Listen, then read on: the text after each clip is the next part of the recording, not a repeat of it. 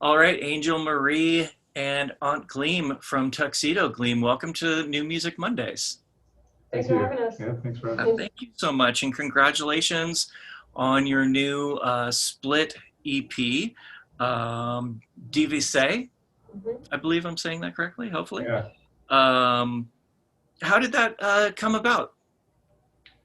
Well, Jason from Live in the Air, he was touring over on the West Coast. I think it was like 2 years ago now, and it was during that time we had talked about maybe doing the split together. Mhm. And we started working on it probably about a year ago now. With the virus, the COVID thing happening, it took a little longer than it probably should have, but yeah, it's finally out now. So Oh, that's great. I've been following you guys for a while. I actually first became aware of you in 2000, must have been 15, 16. I kind of lose track. Yeah. We were on a comp, a really great comp with Opale. It was called Planet Herlante, I think. yeah, Yeah, it was a great call. yeah. Yeah. I really loved the song that was on there. Can you remind me of the title of that? Object of Desire was the Yes, title of that one. Yeah. Designer. That's right. Yeah. I've played that quite a few times as a DJ. It's a really great song. Thank Yeah, you. so I kind of started following you guys a little bit, and then had the fortune of being able to share a stage with you a couple years ago in Oakland, which was Yeah. fun. And Yeah. Was that the Golden Bull, right? that was Is at that the Golden Bull, yeah, in downtown Oakland with. Great venue. yeah, that was our first time playing there actually. That Mhm. was cool. Yeah, really fun show. And my bandmates and I were watching you, and we were really excited because our songs are kind of long, and we're like, oh, their songs are long. They're great. You guys were great that night. Ink Oh, Baths. thanks. It's amazing. Thank you. Yeah, it was. Well, hopefully we'll be able to do it again someday. Yeah, Mhm. hopefully. So we're kind of talking about history anyway. Let's go back to the beginning. When were you formed? Was it always the two of you? No, it started pretty much in 2012 with just me. I Mhm. started it out, and then Uh-huh. Angel and I met around that same That year, time. yeah, when you had first started. Yeah, and back then she was playing bass. She had just started trying to play bass, and then I was like, oh, maybe you could play keyboards with me, and it kind of started like that. Mhm. I bought the Juno 60, and then right after that, we started kind of jamming together, and I played synthesizer for him live Yeah, at that time. for like the first couple of years, it was Mhm. like that. We had a couple other members at one time too. It was actually up to 4 people at once Yeah. at one time. Oh wow! What were all of the instruments when it was four people? It was just all synthesizers and the drum Oh, cool. machines. Mhm. So we just divided it down to like the most bare basic parts for each person. I think it kind of developed because just a group of friends that we had, and we started jamming together, and we all wanted to go and play together.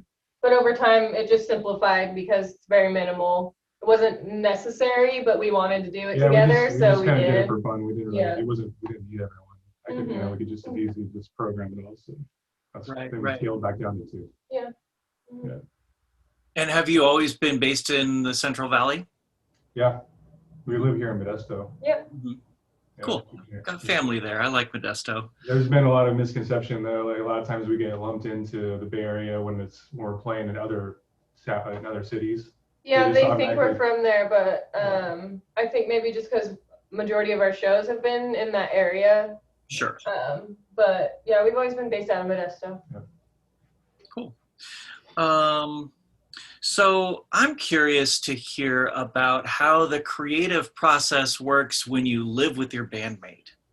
Like, when's band practice? I mean, it's pretty spontaneous actually. It's just kind of, we don't have any real pressure when it comes to, because we live together. We're together all the time.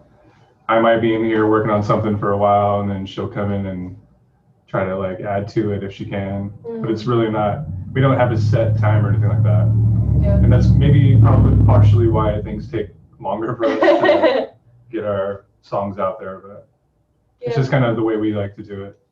We're kind of always, I think, like creating together throughout the day. I don't know, we have more time to touch base with each other about music things. And it's always a a thread throughout, I think, our day-to-day life, but we buckle down and practice more usually when we're going to do like a string of shows or something like that.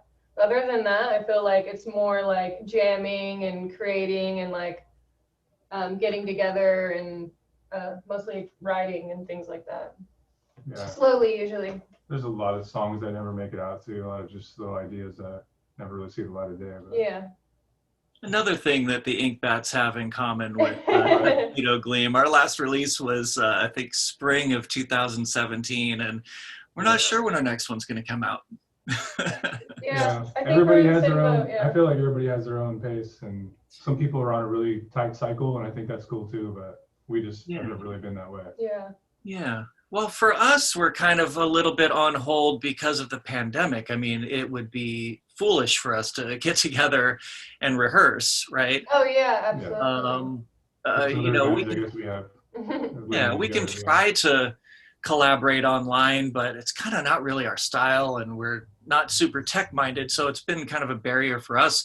But since you guys live together, yeah, well, my point I think that I want to get at is that artists and musicians, it seems like, have been dealing with the pandemic in like radically different ways. Some people are like hyper creative, and I think is a way to kind of emotionally cope with a pretty horrific situation. But a lot of people feel really beaten down and not creative at all. You don't have the barrier of, you know, having to get together with people that you don't live with, so it's safe physically for you guys to practice. But from an emotional standpoint, how has the pandemic affected or not affected your creativity and your creative process? I think it does, sort of. I don't know. I would say it has been waves of feeling really stagnant creatively, and then like Anthony will have a day where he'll just come in here and he'll jam all day, or we'll work on something together. But I feel like it's been actually, maybe oddly enough, less creative during this time than we have been typically. I don't know. What do you think? I mean, just because I feel like just because we have the luxury of living together, we don't have, it's not, we still go through the ups and downs that everybody else is having. Like, you know, I'm sure that you guys are having. So we're not immune to it. Yeah, absolutely. I am curious about if you're working on any new material for the future right now, and if you have a vision of what that looks like. Is it going to be another EP or a full-length album? You know, we do have some ideas coming up right now, and it's hard to say if it's going to be EP or it might shape into a full length. You know, at this point, we probably have enough ideas for an EP, I'd say right now. You know, like a base for probably a whole EP. They're just little foundations. Some of them are a little further than others, but yeah, I'd say right now we have about 5 or 6 ideas that, you know, sound good enough to maybe keep going with or whatever. So right. Yeah. What are your feelings about analog synths versus you know, using a keyboard as a controller for a laptop, for instance? You know, when I first started the project, it was all with just the MIDI controllers, and I was using Reason back then for a lot of the synth, you know, and some of the drum machines I was using back then, and then some outboard gear too. But it's evolved to mostly outboard gear now going in. But I'm not opposed to. I mean, anybody doing whatever they got to do to make it happen. I think it's cool. Absolutely. I mean, analog synths are beautiful, and I think they're amazing, you know, obviously in their own right. But if you can't afford one and you want to create music, I think do it however you can. I mean, there's so many good synthesizers now too out there that are just absolutely. You know, versus like these guys, like the older ones, break down a lot, and you know, it's hard to find people that can maintain them. I think it would be a shame if we shunned people for the type of gear they had. We would miss out on a lot of really amazing artists and music. Yeah. Yeah, great. And as far as performing, you know, it's hard to say when we're going to be able to get back on stage. But what are your thoughts about performing? Or do you have any goals around like getting in the festival circuit or going to Europe or anything like that? You know, we don't have any real plans with it because it's just hard to say when it's all going to happen. So, I mean, we're kind of just gonna wait it out Yeah. and then go from there. I mean, I mean, we've always wanted to go to Europe, or those things would be great. it's always on the board, something that we would do and work towards, but it's hard to think of it now, I suppose. To play, just even get back to the Bay Area once these things get cleared up would be nice too. Just to come out. Just anything will be fun. Yeah. Literally anything.